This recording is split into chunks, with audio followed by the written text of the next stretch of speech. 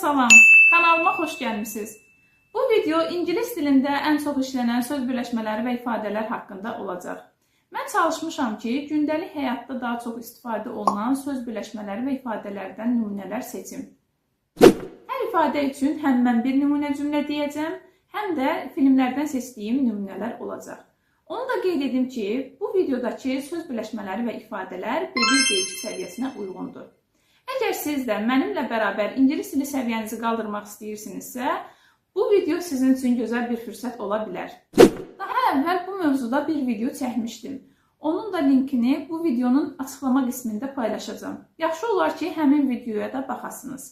Daha əvvəl aparmaq üçün mütləq dəftərinizi və qələminizi götürün. Yaxşı olar ki, qeyd etdiyiniz cümlələri səsli şəkildə təkrar edəsiniz. Bu üsul sözləri daha effektiv şəkildə öyrənməyinizə kömək olacaq. Gəlin vaxt itirmədən videomuza başlayaq. İlk ifadəmiz It's not a big deal ifadəsidir. Bu ifadə filmlərdə, seriallarda, danışıq dilində çox işlənən bir ifadədir. Mənası bu elə də vacib bir məsələ deyil, elə də mühüm bir şey deyil deməkdir. Məsələn, Don't worry, it's not a big deal. Narahat olma, bu elə də mühüm bir şey deyil. Don't worry, it's not a big deal. İndi isə gəlin nümunə cümləmizə baxaq. You will see that it's not a big deal. What? You will see that it's not a big deal. Sən görəcəksən ki, bu elə də ciddi məsələ deyil. You will see that it's not a big deal. Bu ifadə həm də no big kimi də istifadə oluna bilir. Elə bayaqçı ifadə ilə eyni mənaya gəlir, sadəcə daha qısa versiyadır. Bu ikinci ifadəmiz run out of something ifadəsidir. Bu ifadə nəyisə bitməsi, qurtarması mənasını verir. Məsələn, we have run out of water. Bizim suyumuz bitib, bizim suyumuz qurtarıb. We have run out of water. İndi isə gəlin filmdən bir nümunəyə baxaq. So what happens when you run out of choices? So what happens when you run out of choices? Bu deməkdir ki, sənin seçimlərin bitəndə nə baş verir? Run out of something həm də nədənsə qaçmaq mənasını da verə bilir. Məsələn, bu cümlədə olduğu kimi. Why did you run out of my class? Mənim dərsimdən niyə qaçdın? Why did you run out of my class? Why did you run out of my class? Növbəti ifadəmiz give to try ifadəsidir. Bu ifadənin mənası sınamaq, yoxlamaq deməkdir. Məsələn, just give to try. Sadəcə yoxla. Just give to try. Give it a try. Dördüncü ifadəmiz take your time ifadəsidir. Bu ifadə də danışıq dilində çox istifadə olunan ifadələrdəndir. Mənası tələsmə deməkdir. Take your time. Just take your time. Növbəti ifadəmiz to be in a hurry ifadəsidir. Yəqin ki, bu ifadə bir çoxunuza tanışdır. Mənası tələsmək, qaça-qaçda olmaq deməkdir. Məsələn, sorry, I'm in a hurry. Bağışla, mən tələsirəm. Sorry, I'm in a hurry. I'm in a hurry and I'm leaving. I'm in a hurry, I'm leaving. Yəni, mən tələsirəm, mən çıxıb gedirəm. I'm in a hurry, I'm leaving. Növbəti ifadəmiz make up someone's mind ifadəsidir. Mənası qərar vermək deməkdir. Burada bir şeyə diqqət yetirin ki, someone sözünün yerinə yəli əvəzli işlənməlidir. Əgər mən qərar verirəmsə, belə deyəcəm. I make up my mind. Sən qərar verirsənsə, you make up your mind. O qərar verirsə, she makes up her mind. Bu formada biz yəli əvəzliklərindən birini istifadə edəcəyik. Məsələn, you need to make up your mind. Sən qərar verməlisən. You need to make up your mind. İndi isə gəlin filmdən bir nümunə cümləyə baxaq. Don't make up your mind too quickly. Don't make up your mind too quickly. Çox sürətlə qərar vermə. Don't make up your mind too quickly. Növbəti ifadəmiz turned out to be ifadəsidir. Yəni, nəticədə belə olmaq deməkdir. Məsələn, it turned out to be a great day. Nəticədə çox gözəl bir gün oldu. It turned out to be a great day. Well, maybe it turned out better than you think. 8-ci ifadəmiz pick someone up ifadəsidir. Bu ifadənin mənası kimisə hardansa maşınla götürmək deməkdir. Məsələn, I'll pick you up at 7. Mən səni saat 7-də götürəcəm. I'll pick you up at 7. Yəni maşınla götürəcəm. Bir şeyi vurğulamaq istəyirəm ki, əgər bu ifadədə obyekt dalında olan bir söz gəlirsə, mütləq o feildən sonra gəlməlidir. Yəni, pick you up, pick her up, pick him up bu formada işlənməlidir. Okay, what time do you want to pick me up? Okay. Okay, what time do you want to pick me up? Yəni, yaxşı, sən məni saat neçədə götürəcəksən? What time do you want to pick me up? Okay, sonuncu ifadəmiz drop someone off ifadəsidir. Bu da danışıq dilində çox tez-tez istifadə olunan ifadələrdən biridir. Mənası kimisə harasa maşınla aparmaq deməkdir. Məsələn, I'll drop you off at home. Mən səni evə apararam. I'll drop you off at home. İndi isə gəlin filmdən olan nümunəmizə baxaq. I just gotta drop her off, okay? I just gotta drop her off, okay? Yəni, bu demək ki, mən onu sadəcə aparmalıyam. Yəni, maşınla harasa aparıb qoymalıyam. Bayaq dediyim qayda burada aiddir.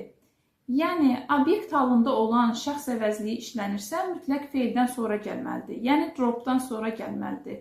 Drop someone off, drop you off, drop me off, drop him off. Bax, bu formada olmalıdır.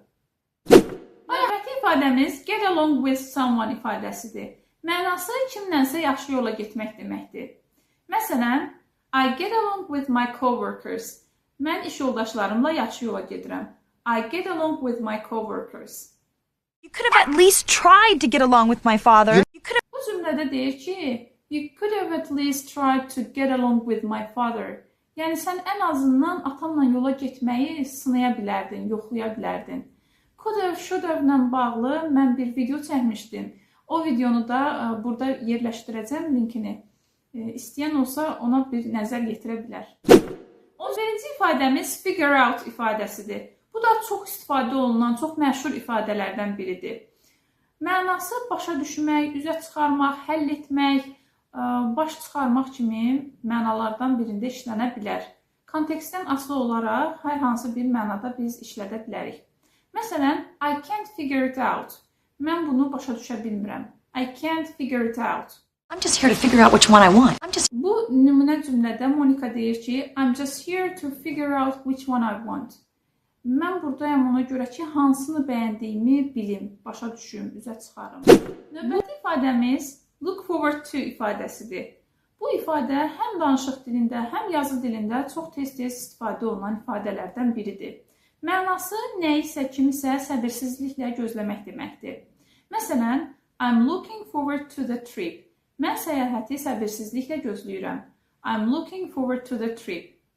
Bir şeyi sizin nəzərinizə çatdırmaq istəyirəm ki, əgər bu ifadədən sonra bir feil gəlirsə, həmin feilin sonuna ing sonluğu artırmaq lazımdır. Məsələn, I'm looking forward to seeing you. Mən səni görmək üçün səbirsizlənirəm. I look forward to working with you. Bu nümunədə də gördüyünüz kimi, look forward to-dan sonra gələn feil ing sonluğu ilə işlənib. I look forward to working with you. Mən səninlə işləməyi səbirsizliklə gözləyirəm.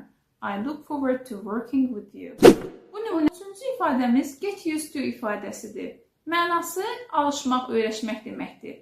Məsələn, I'm getting used to my new routine. Mən yeni rutinimə öyrəşirəm. I'm getting used to my new routine. You'll get used to it.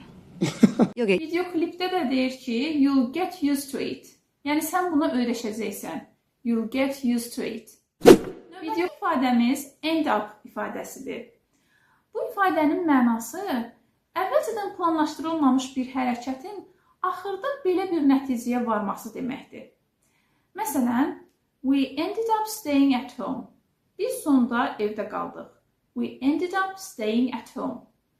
Bu feildən sonra gələn ikinci bir feil varsa, həmin feil ing sonluğu ilə istifadə olunmalıdır. Çünki bu gerundla işlənən bir feildir. I ended up leaving because I had to find a job. Gəlin bu cümləni təhlil edək. And I ended up leaving because I had to find a job. Və sonda mən çıxıb getdim çünki iş tapmalı idim. Burada əvvəlcədən planlaşdırılmış bir hərəkət yoxdur. Sadəcə vəziyyət bizi vadar edir ki, biz bir seçim edək. 15-ci ifadəmiz keep in touch ifadəsidir. Mənası əlaqə saxlamaq, əlaqədə qalmaq deməkdir. Məsələn, let's keep in touch. Gəlin əlaqə saxlayaq. Yəni bir-birimizdən xəbərdar olaq. We still keep in touch. We still keep in touch. Biz hələ də bir-birimizlə əlaqə saxlayırıq. 16-cı ifadəmiz call today ifadəsidir. Bu ifadə günü sonlandırmaq, işi bitirmək mənalarını verir. Məsələn, let's call today. Gəlin bugünkü işi bitirək. let's call today. You might as well call it a day. Bu cümlədə isə deyilir ki, you might as well call today. Yəni, yaxşı olar ki, bugünlük işi bitirəsən. You might as well call today. Bu cümlədə ifadəmiz to be on time ifadəsidir. Bu ifadənin mənası bir yerdə vaxtında olmaq deməkdir. Məsələn, please be on time. Zəhmət olmasa vaxtında gəlin. Please be on time. We are on time. Bu cümlədə isə deyilir ki, we are on time.